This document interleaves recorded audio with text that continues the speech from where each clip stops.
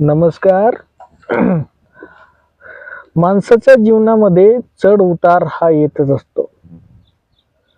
पण माणूस गाडी चालवत असताना उतार मारला की माणसाला तो उतार आवडतो. पण स्वतःच्या जीवनामध्ये जर प्रगती करताना जर उतारती कळा आली तर ती आवडत नाही. पण एक गोष्ट सांगतो, चढ उतार हे येणं स्वाभाविकच आहे. पण उतार आला ना किंवा उतरती कळा आली तर तिचा गैरसमज करून न घेता त्यावेळेस थोडी विश्रांती घ्या. कारण विश्रांती घेऊन कधीही चढाव केला तर तो चढाव आपण 100% परिपूर्ण करतो. आणि म्हणून तुम्हाला एक गोष्ट सांगतो की विश्रांती घ्या. विश्रांती घेतल्यानंतर माणूस जोमाने कामाला लागतो आणि प्रगतीकडे वाटचाल करतो. म्हणून लक्षात ठेवा, उतार आला तर विश्रांती घ्यायला विसरू नका. एवढंच मला या ठिकाणी सांगायचं आहे. नमस्कार.